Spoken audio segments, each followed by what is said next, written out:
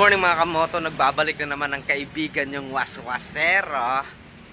Pero sa ngayon, topic po natin ngayon is tungkol sa Rosy Flash 150X. 1 month old pa. So, magre-review po tayo nito ngayon. Kung sasabihin ko sa inyo kung anong nagustuhan ko at hindi ko nagustuhan sa motor na to. Malalaman nyo na. When Timbo is in the party, everybody put up their hands. I get a half a meal for my beats, you get a couple.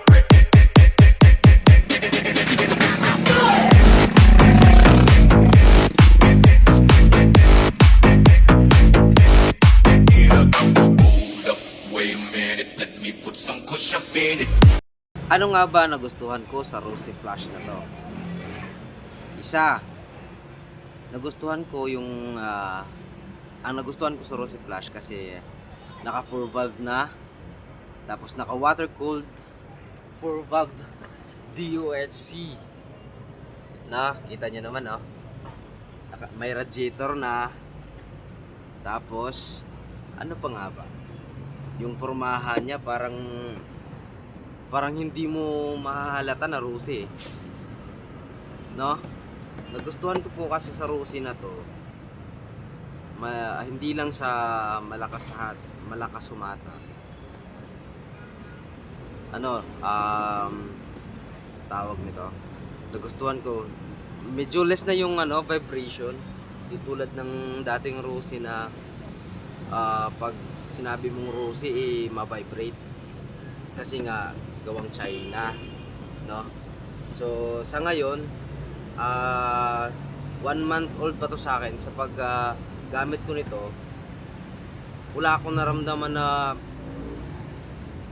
vibration sa bawat biyahe ko. Wala akong naramdaman na vibration o kahit ano. May lang pala ako na dito. May parang may naramdaman din ako dito na isang pinakaayaw ko sa Rosy Flash na. Ang naramdaman ko pala sa Rosy Flash na to, parang hindi ko gusto yung niya rear shock niya.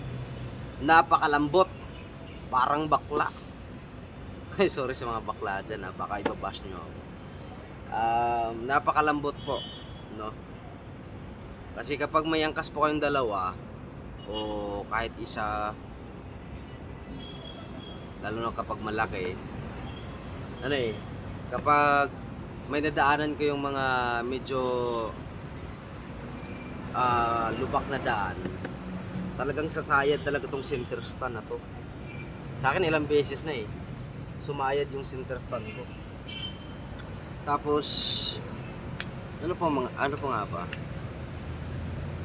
gusto ko yung forma ng motor na to, kaso nga lang hindi ko gusto yung laki ng gulong niya. Hindi bagay sa niya hindi bagay sa laki ng motor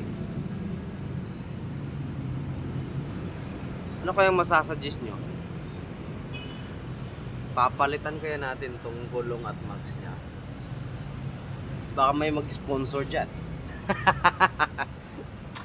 Tapos nagustuhan ko rin kasi may na siya, may hazard. Tapos digital yung panel niya, buong panel niya digital.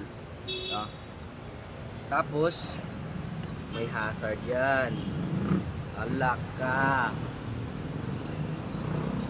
Ay, meron pa nga pala akong hindi gusto sa motor na to. Ito yung niya, yung signal light niya sa likod, no? Kasi pag naaalog ito, tumutunog na. Parang maluwag ata Okay naman siya, gumagana naman, pero ayan may tumutunog na sa loob. Tapos ito wala.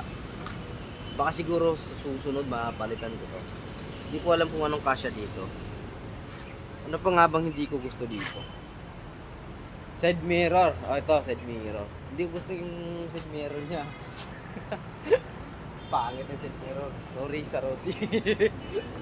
Sana makapagpalit tayo. Dito pag pag nasa malayo di mo mahahalatang Rosy. Kundi lang dito.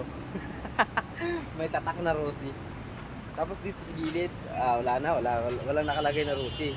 Maliban lang sa makina niya, may Rusi na tatak. Tapos yung tambotso niya, yung upuan niya, may Rusi katak. Pero dito, may Rusi din dito. Malaki yung sticker nila sa Rusi dito. Pero, yung Rusi dito, may nakalagay na Rusi dito. Tinanggal ko kasi, Rusi!